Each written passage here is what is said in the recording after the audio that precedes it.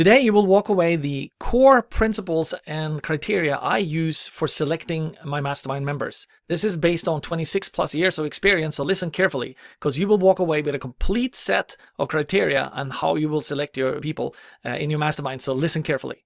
So here's the guide, the ultimate guide for selecting your perfect mastermind members.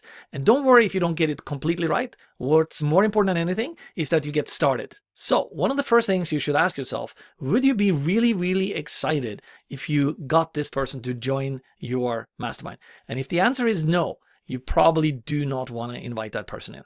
That is just a golden thing that you got to follow. You have to follow your gut feeling a little bit here, because if you select the wrong member, one that's too dominating and what have you, we'll go through all these criteria now, then you will do yourself a big disfavor later on. So take your time. However, you also need to execute. So there's a balance here, but you do want to take your time. All right. If you know already now that you'd like to know a little bit more about this, there's a link for you right in the description that you can click on. So go there right now. If not, continue watching and I'll teach you more. And you want to have selected 4 to 6 members, including yourself, that will add energy and that will not drain it. So you want to make sure that you are clicking with that person. And that's exactly the different criteria I will go through with you right now. So here we go. Here are the 10 essential criteria that you want to look out for in your mastermind members. So let's take them on one by one. All right. So you want to look for somebody that's doing this as a full-time gig. One of the things that my wife and I did when we wanted to start Amazon, we were part of a 2,000 person live seminar down in Austin, Texas.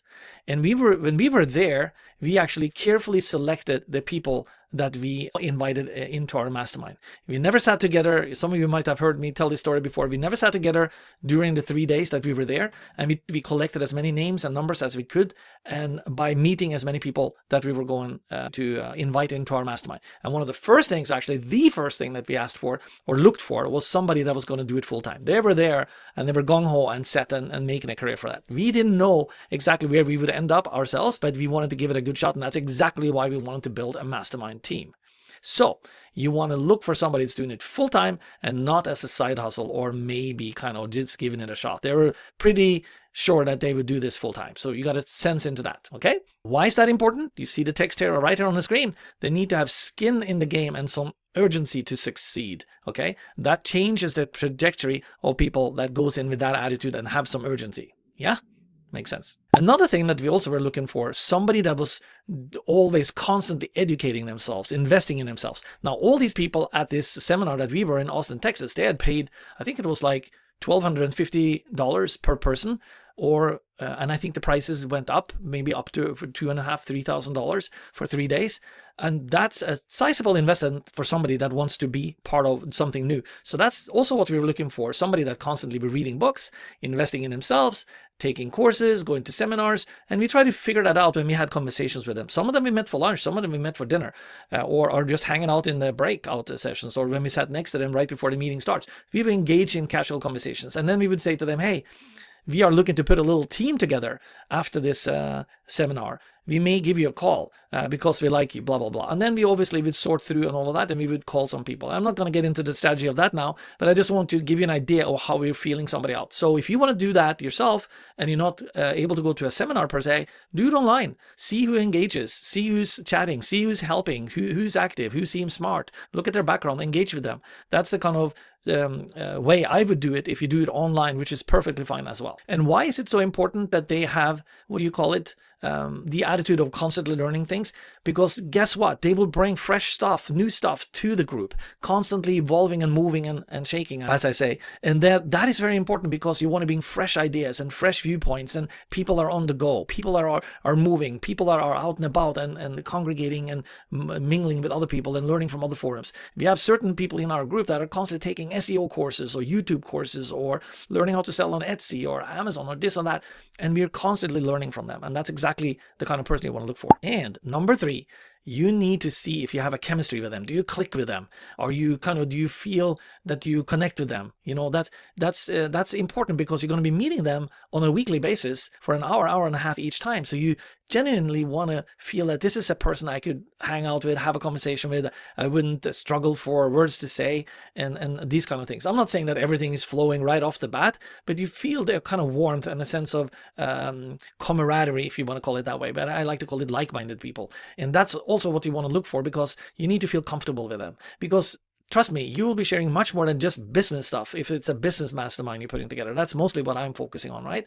So you want to make sure that you're comfortable talking with them about some personal issues that you go through, because it's not always business we're talking about. Sometimes we're talking about our health, because there's no wealth without health. And we talk about other things that's going on in our lives. And is that the kind of person that you feel comfortable sharing that kind of stuff with? That's an important thing to look for as well. Okay, let's move on to number 4.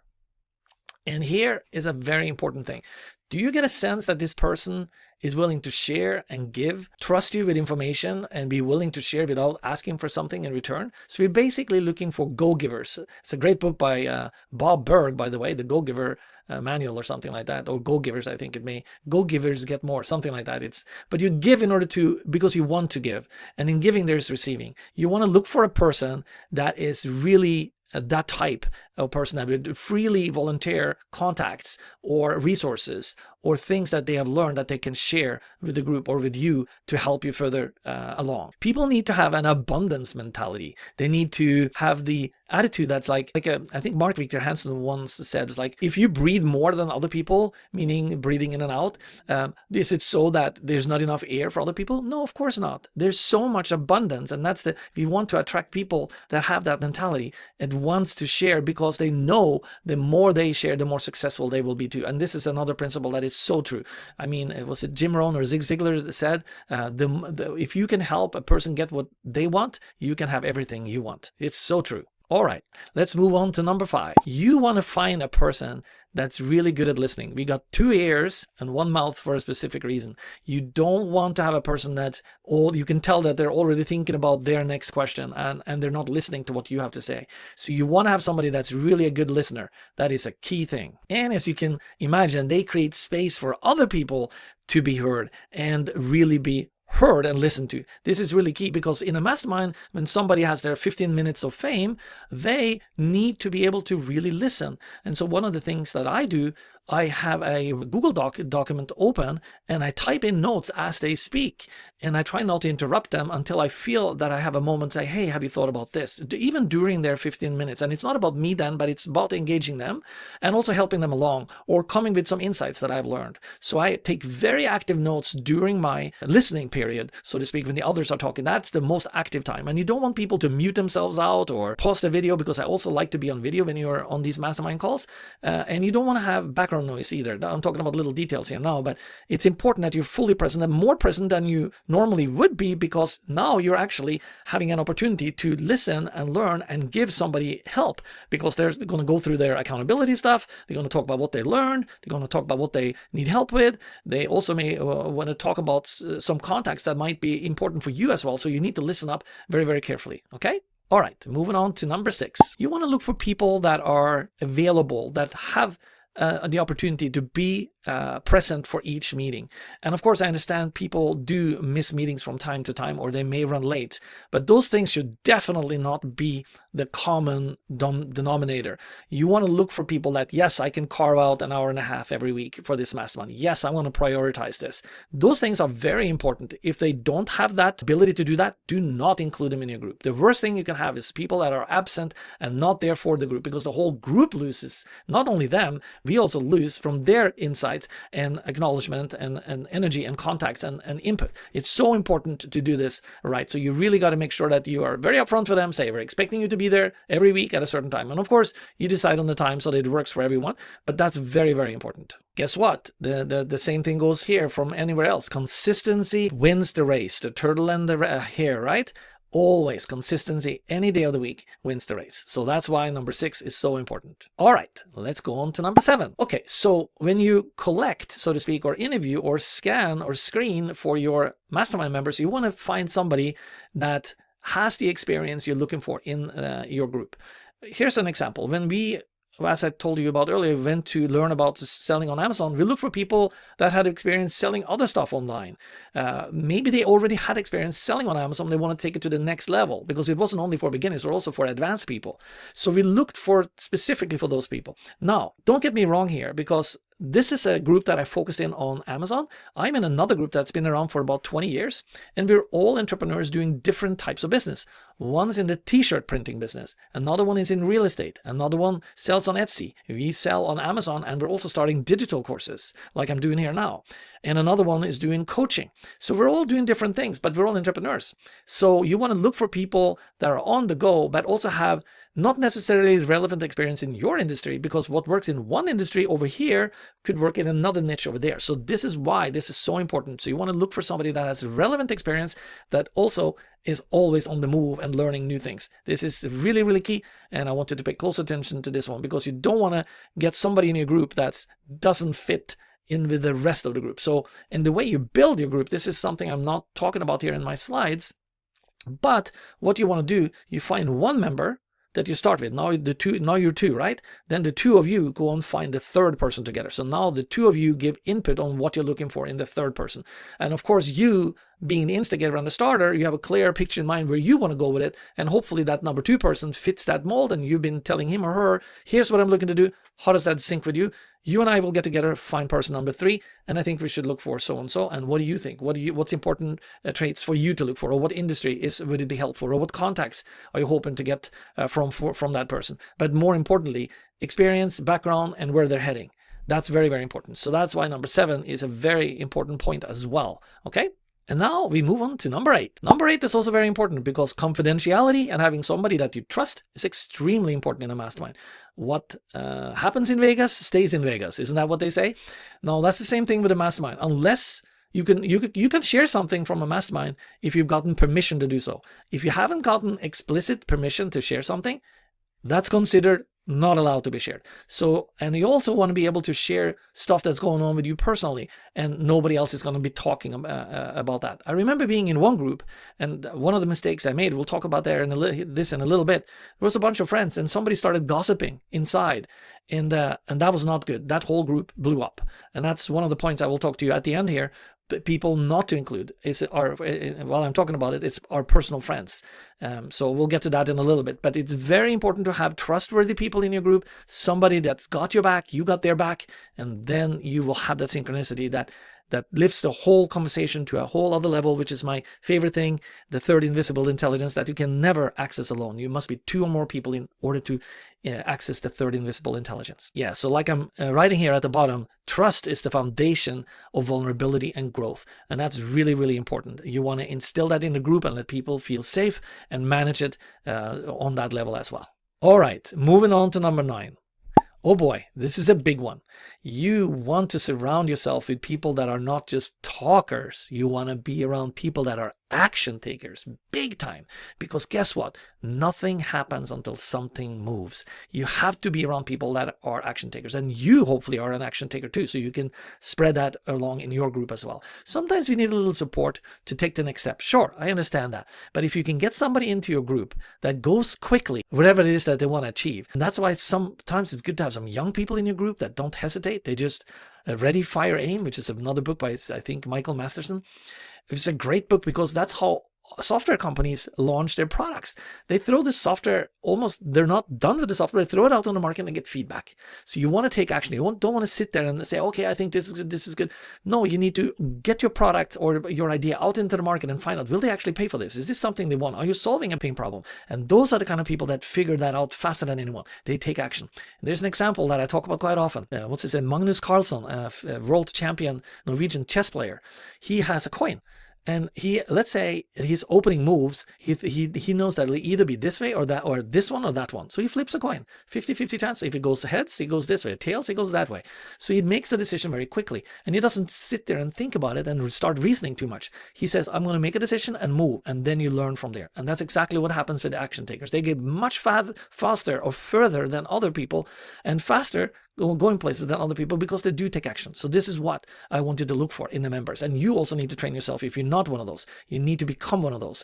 And if not, you can learn from the others in the group. So that's very important. So you want to inspire action and prevent analysis by paralysis. All right, so now on to the final point in this section of the criteria you're looking for. Number 10, you want to find people that are vulnerable and real. We kind of talked a little bit about that earlier, but you want to have people that are not afraid of sharing their failures or what they're struggling with. You see what happens when you share something vulnerable and you're very honest about something, which I hope you are. But if you share that in a group where you have the trust, which we talked about earlier, that opens up others too to dare to do that. And being one of the first, or being the first to do that, gets you points. The way I've always said this is not part of what I'm sharing usually in my course, but I think a person that's vulnerable is a strong person, a person that shares something personal and shows their heart and their struggles and their weaknesses, so to speak, is a strong person because they're able to share something that they're not so good at or are struggling with. And that is a strength. That is, in my book, big time a strength. So be that person genuinely, and you'll see what happens. People will open up to you. Maybe they won't open up to you in the group right away, but maybe one-on-one. And then you can then bring it into the group with permission of the other person, right? So this is very, very important. All right. So now we got some important things that I want to share with you to avoid when it comes to picking your members. We got some red flags here, okay? And the first one is, do not work with family members because they got all kinds of other history on you. They already got you pegged in one hole usually, and they're bringing in all kinds of other things. So it's very, very difficult to have a family relationship in a mastermind and still have a professional mastermind going on. And also the personal dynamics will just interfere with the focus of the group. So I'd say absolutely do not do that because it brings in way too much baggage. Okay. Another one that's very important as well. Sorry, the text here is a little small. Having personal friends in the group. They also bring in personal baggage and history on you. Like I alluded to earlier here, I was in a group where people started gossiping about the other people when they were not around or on the phone afterwards. That is absolutely not a good, and it's one of the main reasons several of my masterminds blew up in the beginning, because I didn't know. I learned now to stay away from that. So personal friends, it's very, very tough to have. I say tough conversations, personal conversations with them and what have you. So stay clear of that. That is not a good thing. All right, let's go on to the next one. Negative thinkers, chronic negative thinkers. That will drain your group from here to Timbuktu. Do not involve or surround yourself with people that are always looking for the bad stuff of things. I'm not saying you shouldn't be critical. If a train comes down the track and you're on the track, you better say, get the hell out of the track. That's not a negative thinker. That's a person that's being realistic. So we need to call the shots how we see it. However, if there's somebody always shutting down ideas and anything, instead of encouraging you, I remember I had an aunt in the United States, Lillian, bless her soul. She was so positive. I mean, anything I wanted to start saying, hey, give it a shot, give it a try. You never know who you're going to meet. And I also remember she said something on a different level, though, if she said, like, because she was at a party one time in Sweden, and that's how she met my uncle, and across the room. And she said to Alf, you never know, across the room. So anyway, that's just a little personal story, but you always want to be around people that are thinking positive, got your back, got your best thoughts and interest in your interest, and those are the kinds of people you want to be around, because they're going to have a radar looking for things for you. But if you have negative people, they're only looking for the bad stuff that can happen, or they don't even have the ability to think positive further, many levels ahead. Sorry, I'm not saying that too good, but you know what I mean, right? And they also just create a toxic atmosphere. Like I always say, when we start in our mastermind groups, talk about your wins first. What is it that you gained from last week? What have you brought forward? How did you do with your project? That tells other people to say, hey, okay, let's think about something positive. You don't think about something negative first. So those are very important points I'm bringing up here. All right, next one. People that you don't respect. You want to have people in your group that you look up to. They're smarter than you. So you want to have somebody that you're looking up to. They're achieved something, or they got some great qualities, or they're fun to be around, or they're a good jokester, or they have great insights, or they have accomplished certain things. One story here, I've mentioned that a few times in other videos as well, but one of the members that Jeff and I were looking for, when he started asking me about some of my background, which was not something that I normally would share, And pardon me for those of you that heard that story before, he found out that I was organizing parties, and big parties, and at a high level. I had over 20,000 people on my email list. One time I had 5,000 people at City Hall in San Francisco for a huge Halloween ball. Amazing.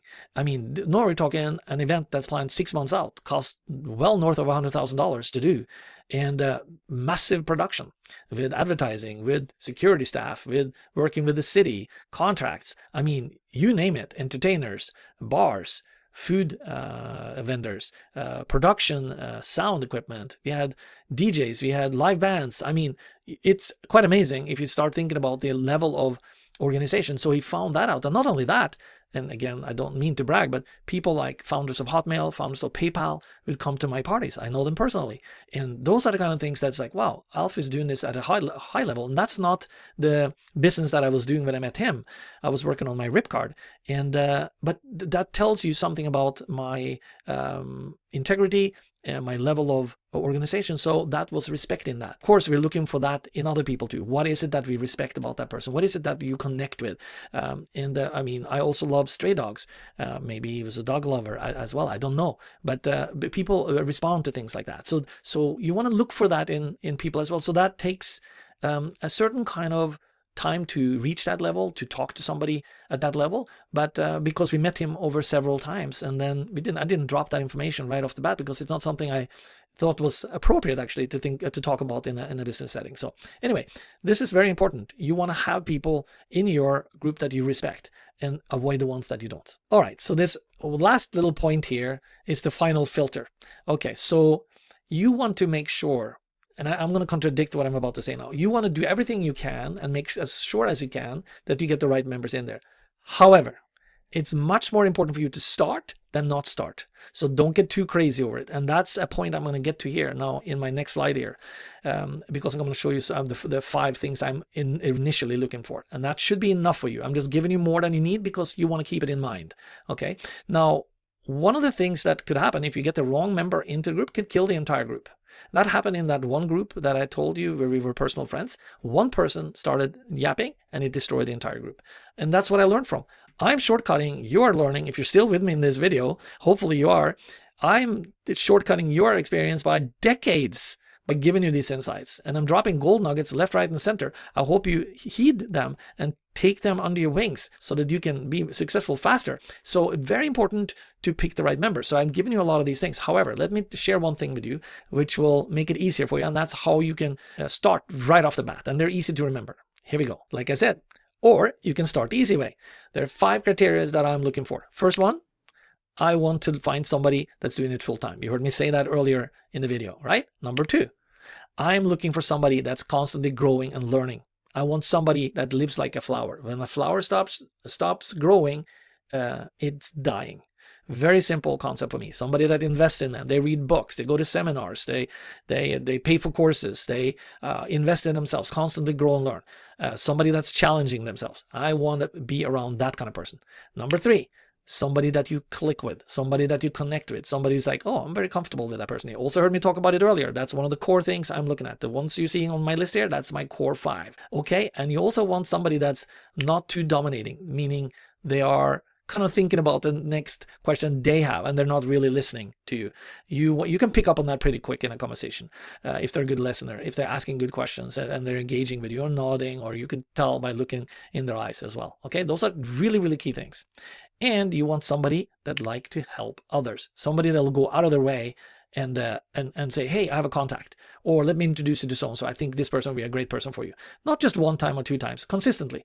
And if you have something of a resource, a file on your computer, say, hey, Peter, I got this source. I'll get that to you after the call. You just keep on talking, but I have something for you. Remind me, please. You could say something like that. You want to be engaging. Those are the kind of, those 5 right here. If you stick to those and start your group based on those, you'll get far. And you'll probably build many mastermind groups for different things you're doing. I'm in 3 right now. I'm not looking to be in more right now. What I'm doing here is teaching people how to do it themselves. So I'm dropping gold nuggets left, right, and center because I want you to. It's my calling to help you get into a mastermind. This is how important this is. So anyway, hopefully you liked what I've been sharing with you today. I've been doing my best to share everything I could. And it is my goal that you start a mastermind right away. If you need more information, hand-holding, or even want to go through my course, or talk to me in person to figure out how you can get better at this, because there's so much to this that it's crazy important to know, and things that I've learned where I'll help you set, catch up with decades by just learning from what I've learned. So click the link below if you want to set up a quick call with me. It's no commitment you need to make or anything at all, but I'd love to meet with you. So click the link below, comment, like, and subscribe to my channel, and I'll see you on the other side. And here's my trademark high five. See you on the other side.